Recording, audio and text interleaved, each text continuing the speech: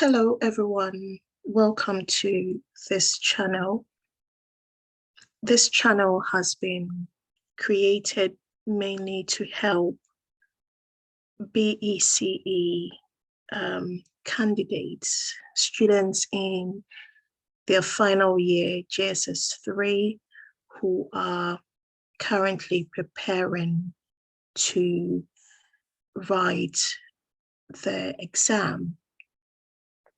In this our maiden series, we will be going through some past BECE maths papers, the paper 2, the essay type questions. So we will start with the year 2021, the past paper for maths, paper 2. Okay. So I do have the questions already on my screen. This is question 1, and the subsequent videos would show the other questions as well. So I will be releasing likely 2 videos per day leading up till the exam. Question 1 has to do with a Venn diagram. So I will read through the question. In the Venn diagram, M and N are intersecting sets in the universal set. Express the cardinality of M and N in terms of X. So I would underline the keywords. So we are expressing the cardinality of the set M. Now, when we talk about the cardinality of the set M, it represents the number of elements in that particular set. So in this case, the number of elements or the number of members in the set M, not as a numerical value, but in terms of X. So it would be in the form of an algebraic expression. So NM, so when you see that, that means the cardinality. So N means the number of elements in M, the cardinality of M. I'll put a color around that circle. So that is M. Okay, so I need all the members in the set M. So I'm talking about everything here.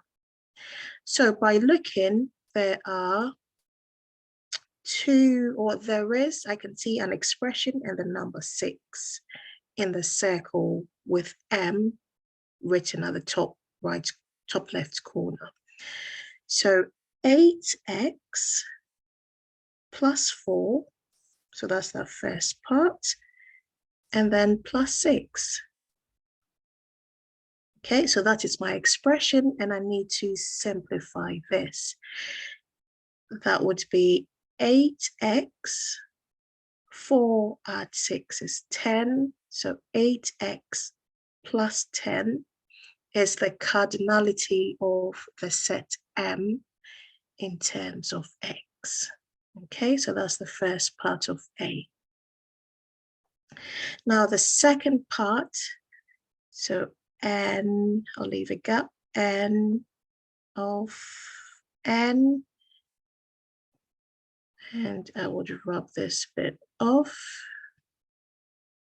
Okay, so that is the second part, so everything in that set. So we can see the expression 2x plus 7, and then the numerical value 6. So I'd write it out clearly, 2x. Remember, you have to show your method in your exam and write it out really clear. 2x plus 7, and then I'll add on that 6. Okay, don't leave it like that, simplify it. So that's 2x, 7 add 6, is 13. Okay, so that's the solution to the part A. Now B.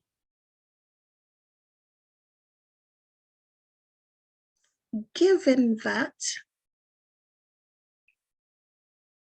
the cardinality of M is equal to that of N. So that is the key information given. So the two expressions need to be equated to each other because we've been told they are the same. So given that M is equal to N. Okay, so that statement written can also be written in the form of a mathematical statement using the algebraic expressions. So for BI, okay, I'm going to state what I've already been told or given. So you write out 8x plus 10 is equal to 2x plus 13. So that's the meaning of that statement here. Okay, so given that, find the value of x. Now, this creates a linear equation with an unknown on either side of the equal sign. So this is my left-hand side, that's the equal, and this is my right-hand side. So I'm going to solve this equation. I'm going to solve to find the value of x. Now, anytime you're solving an equation, you use the inverse method. Okay, so whatever operation you have in the question, you need to reverse it by using the inverse operation. So in this case, we have 8x plus 10 and 2x plus 13. I'm going to get rid of the 2x, okay, because I need to get the x's on one side of my equation, on only one side. Now I do have two terms with a variable x, 8x and 2x, so I need to get rid of the smaller one, which is the 2. And I'm going to do that by subtracting 2x. Remember, with an equation, it has to be balanced. So whatever you're doing to one side, you need to do the same thing to the other side. So I will subtract 2x. I need to do the same thing on the left-hand side. So take off 2x. Okay. So 2x, take off 2x, that is 0. So on the right-hand side, I'm only left with this 13. Okay. Now, the left-hand side, I need to subtract 2x as well from the 8x. So 8x subtract 2x. I'm left with 6 x's. And then I have my plus 10. Okay, I can't take the 2x from the 10 because they're not like 10s. So I now have an equation. 6x plus 10 is equal to 13. Remember, I'm trying to get just the x's on one side of my equation. So on the left-hand side, I can see I'm adding on 10. So I need to reverse this add 10 by subtracting 10 from both sides of my equation. So I will write take off 10 and take off 10.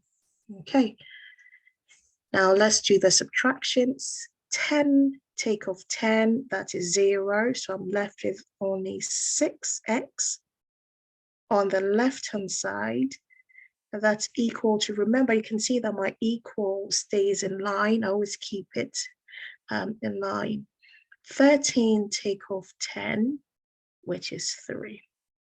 So 6 lots of something, 6 times a number gives me 3. So what is that number?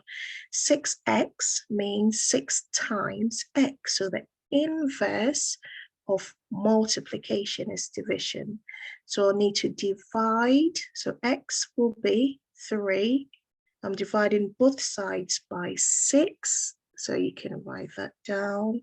So divide both sides by 6. Okay, so 6 divided by 6, that is 1x, but we never write 1x, so just keep it as x.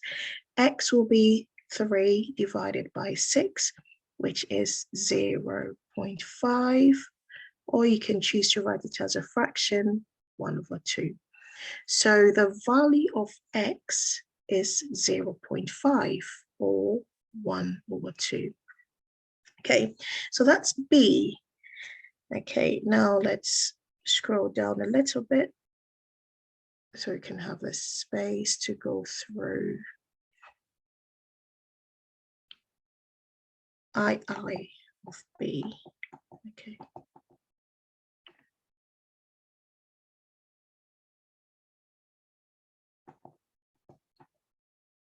Okay, so we have II, you are finding the cardinality of your universal set. So that's the universal set. You're talking about everything, okay, how many members are in the universal set, everything represented in this rectangle. So there are algebraic expressions, and I can also see numerical values. So let's simplify all the expressions and the numerical values in our universal set.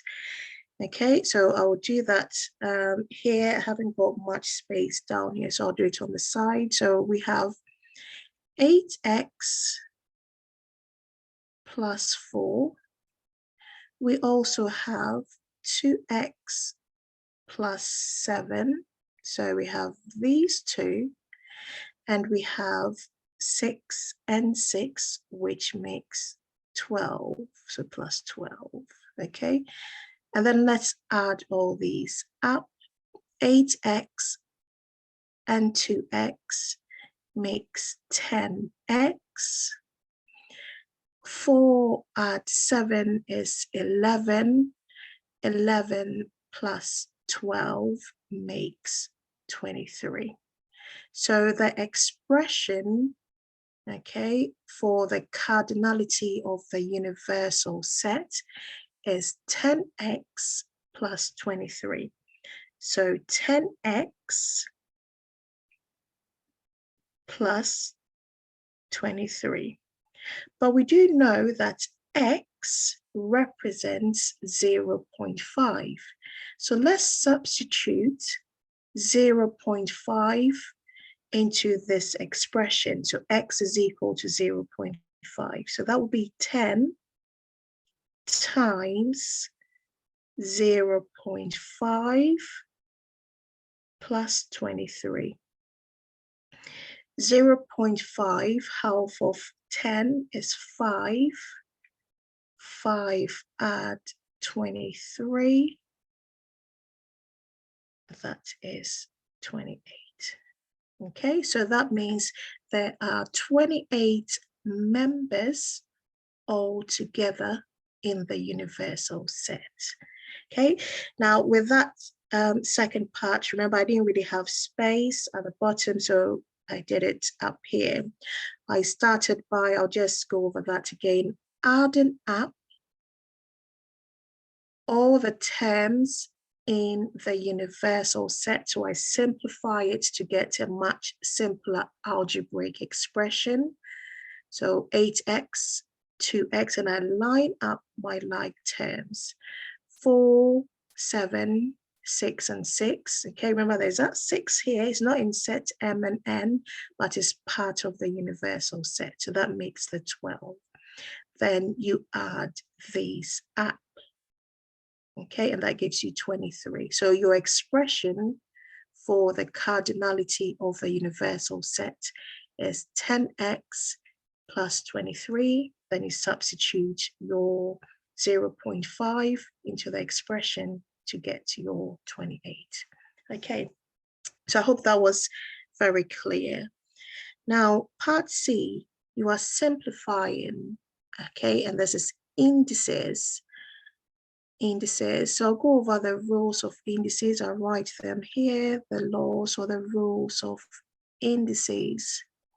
When you multiply numbers written in an index form, when the bases are the same, okay, so the bases are the whole number, so the twos are the bases.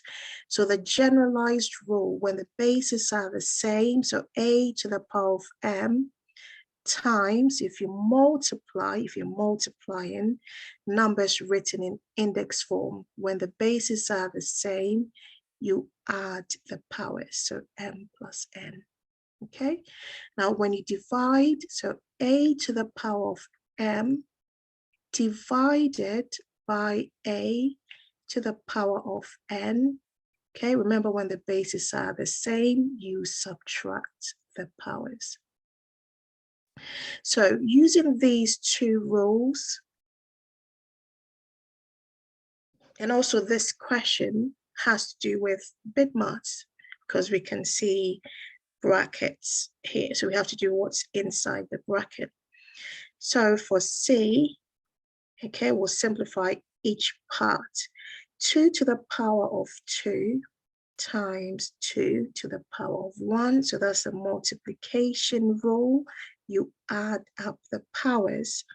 2 to the power of 2 times 2 to the power of 1 will be 2 to the power of 3, because 2 add 1 makes 3.